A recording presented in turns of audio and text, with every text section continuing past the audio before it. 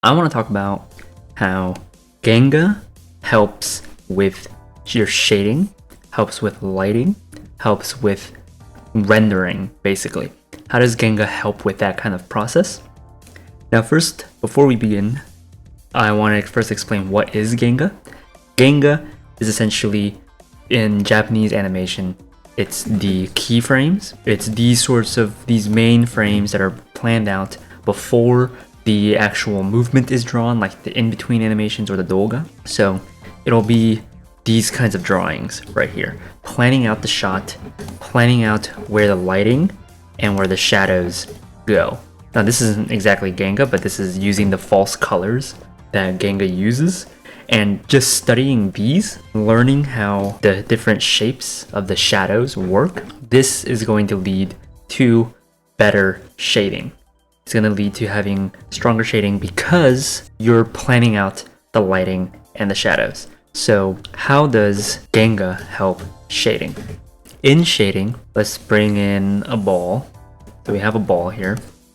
In shading, you have a light source coming down. Everywhere that the light is hitting will be in light, obviously, but wherever the light misses will be in shadow, right? Maybe it'll be easier with a box. If this box was having the same lighting, then this is facing the light, this is kind of facing the light, but this is facing away from the light.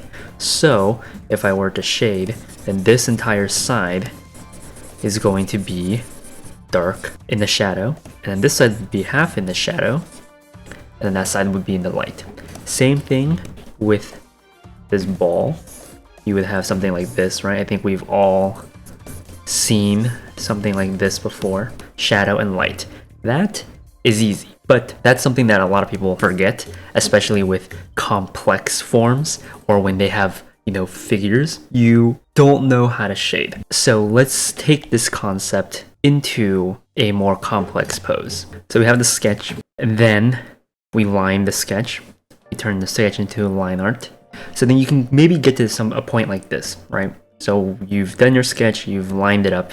It's like this. Now you're thinking, how do I shade this?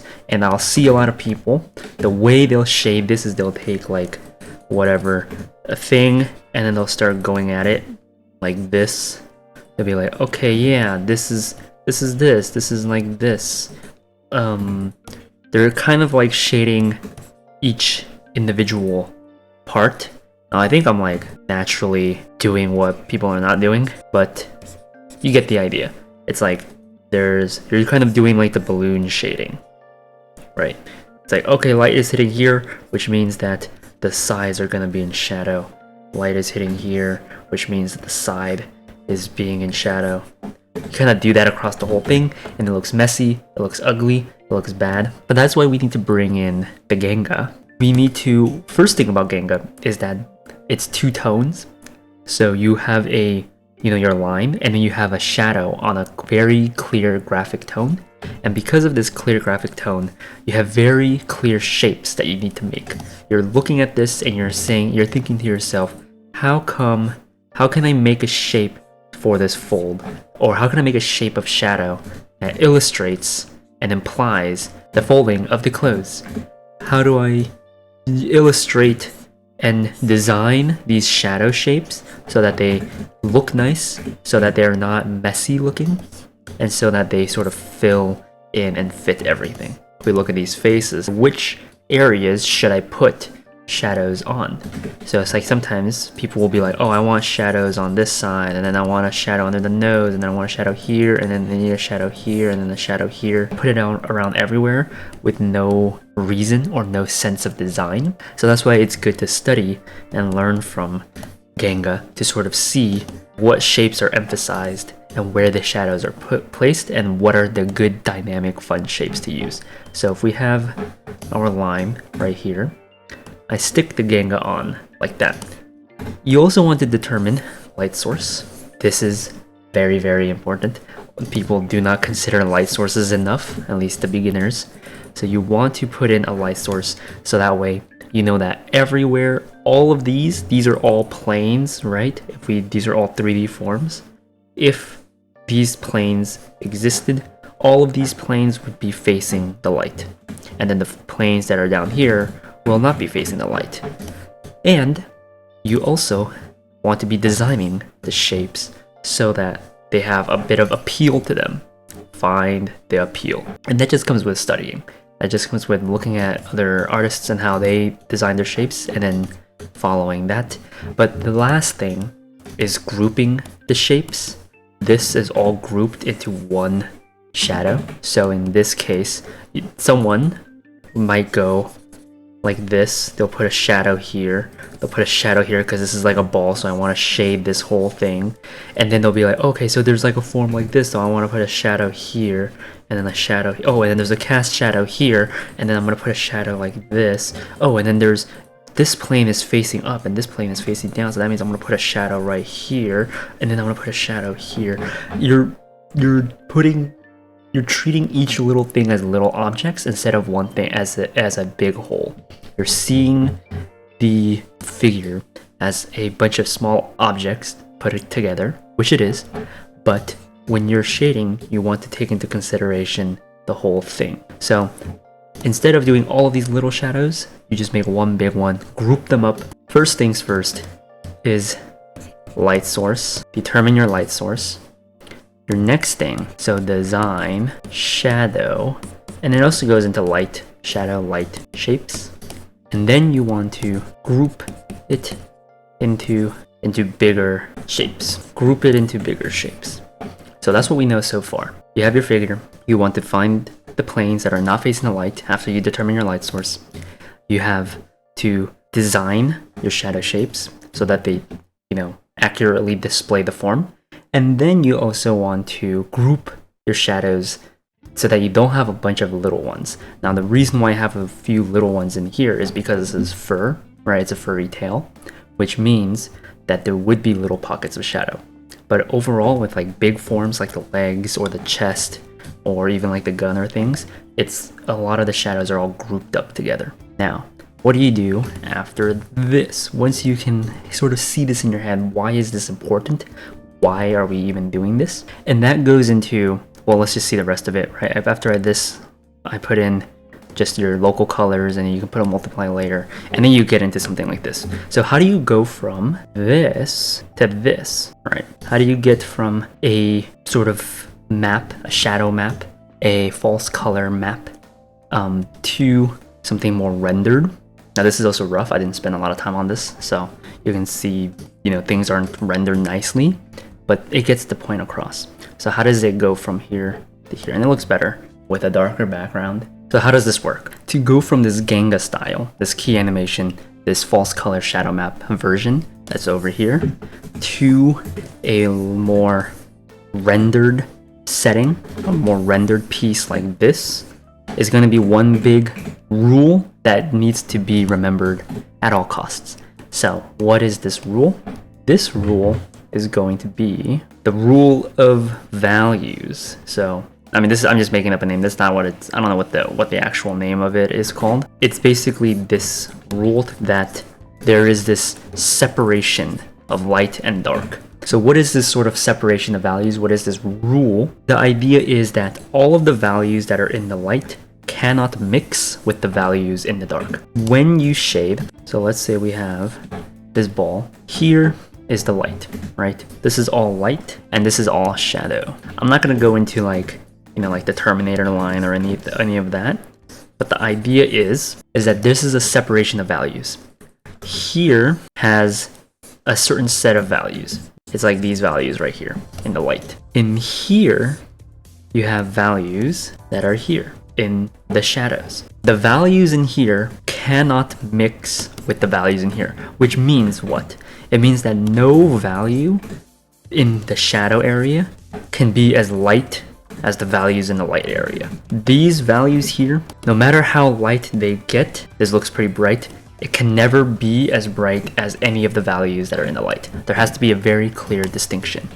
None of the values that are here, no matter how kind of dark they get, they have to still be lighter than even the lightest area of the dark. It's the saying, there's a very popular saying that you should memorize, is the lightest dark is still darker than the darkest light, or the darkest light is still lighter than the lightest dark. Meaning that all of the values in here, this value here looks so dark compared to all of the other light values. But because this value is determined by me to be in the light, this is the darkest light value I will ever have. But because it's a light value, it will never be darker than this value here. If I chose a value that's darker than this value and I put this in here, that breaks the rule. That breaks the light and shadow area. And that makes sense in terms of physics in real life too, right? If something is in the light, there's no way that that thing in the light can be darker than what's in the shadow and than what's not in light, right? It's just logic, essentially. So you need to keep that in mind. And why do I say Genga will help you out with this? It's because Genga, doing this phase right here, doing the phases like these, when you're planning out and actually making these lines and separating the lights and the darks like this, actually doing this, you're taking the time to create that very clear separation.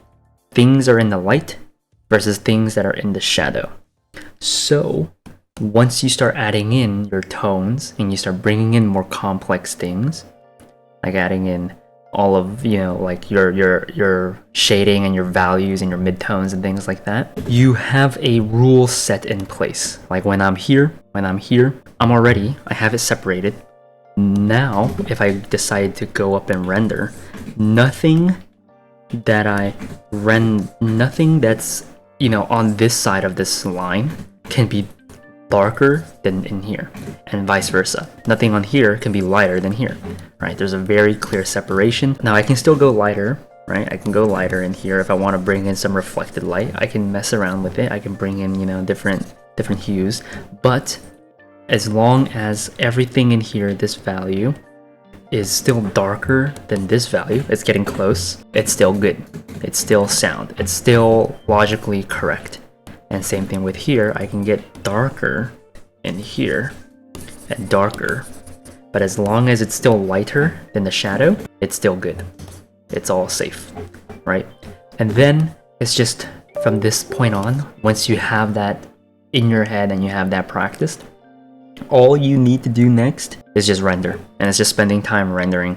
And it's just putting it in here. In this specific case, right, I kind of erased, or like the clear separation has been a little bit hidden, but the rule still applies, right?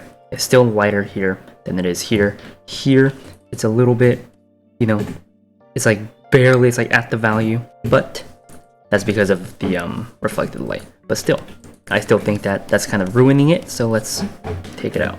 Boom, like that. Now rim lighting and other things, that's different. That's like that's a different light source, so that's like a whole other thing. But you'll see that I'm kind of following the rule right here.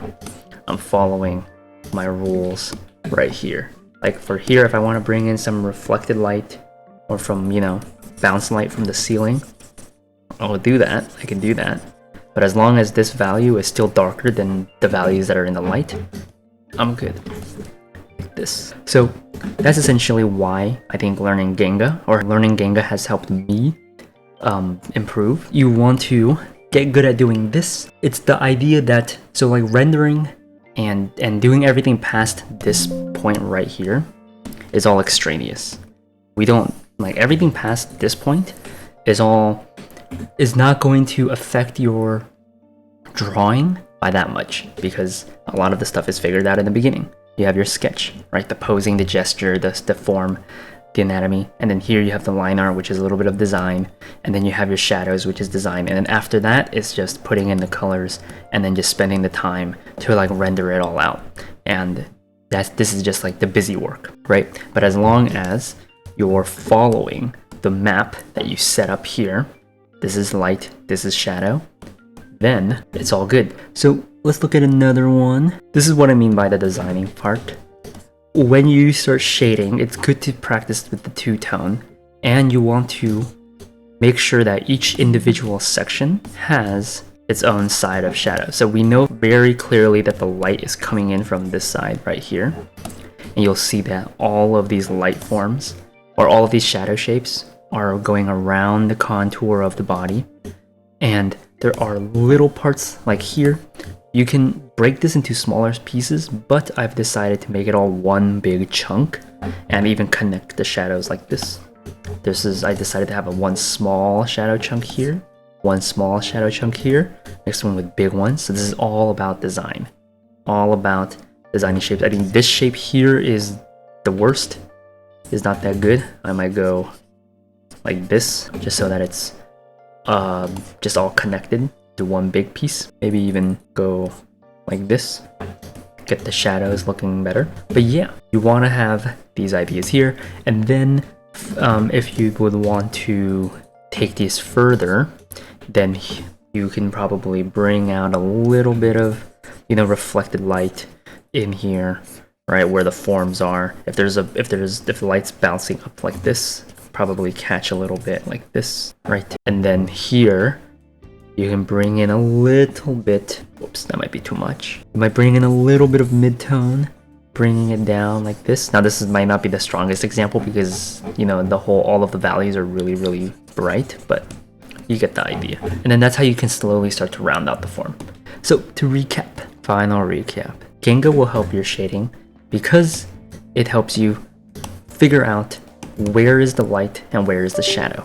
It helps you separate it out very cleanly, like we see in these examples right here. Everything that's in the light is in white, everything that's in the shadow is in blue, and the shadow shapes are really well defined. And then once you start adding in, you know, your other your tones and your flats and everything, all of the values that are in this shadow region can never be as light as the values that are in the light region, and all of the values that are in the light region can never be as dark as the values in the shadow region. Have that separation, and then once you have that separation, you just render it out, and then you have this. So anyway, that's the preach, that's the vibe. Do your Genga studies, or look at, you know, drawings that have a very clear shadow separation, and look at how people design the shadow shapes in order to sort of find appealing shadow shapes in your own drawings.